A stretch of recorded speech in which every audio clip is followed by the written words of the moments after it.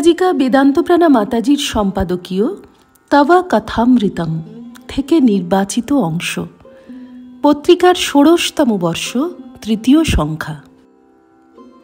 অমৃতত্ব লাভের পথ যেমন সত্য, তেমনি ত্যাগও। ত্যাগে নৈকে অমৃতত্ব মানসুহু। শ্রী শ্রীমা দিনে রাতে মানুষটিকে দেখেছিলেন এবং তাঁরই মুখে শুনি ঠাকুরের ত্যাগের কথা। ত্যাগই এবার তাঁর বৈশিষ্ট্য। সমন্বয় সাধনা তিনি করেছেন, কিন্তু সেটি যেন সাধনার অঙ্গরূপে সহজেই এসেছে।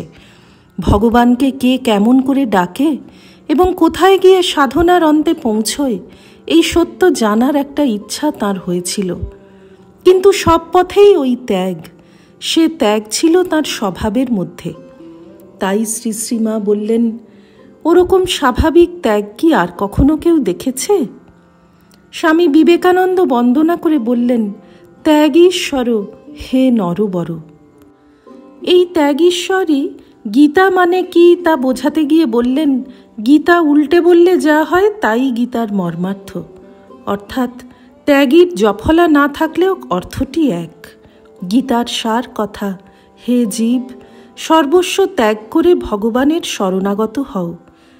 তিনি বললেন, গীতার অর্থ কি? 10 বার গীতা বললে যা হয়। 10 বার বলতে গেলে ত্যাগী ত্যাগী হয়ে যায়। গীতার এই শিক্ষা, হে জীব, সব ত্যাগ করে ভগবানকে লাভ করবার চেষ্টা করো। সাধুই হোক, সংসারী হোক, মন থেকে সব আসক্তি ত্যাগ করতে হয়। শ্রী রামকৃষ্ণের নিজের জীবনটিই এই আশ্চর্য ত্যাগ আর মাতৃপদে শরণাগতির অপূর্ব নজির। অবতার পুরুষ জন্ম নেন পরের জন্য, জীবদুঃখে কাতর হয়ে। তাই তিনি নিজের মহিমা ত্যাগ করে নেমে আসেন মানুষের পাশে। এই অবতারের জীবনকে লীলা বলা হয়, কারণ তিনিই তো মায়া, জীব, জগৎ এই সব হয়েছেন। তিনি ছাড়া আর কিছু নেই।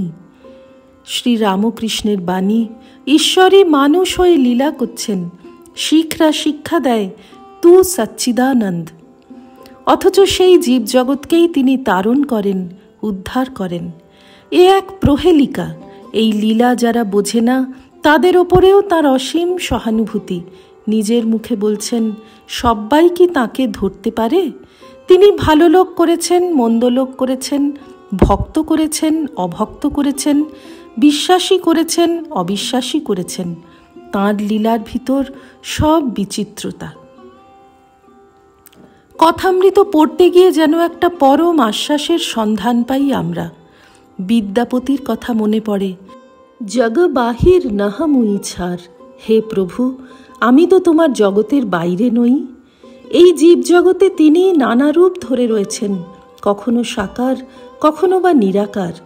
কাকো নিন্দ কাকো বন্দ, দোনো পাল্লা ভারী।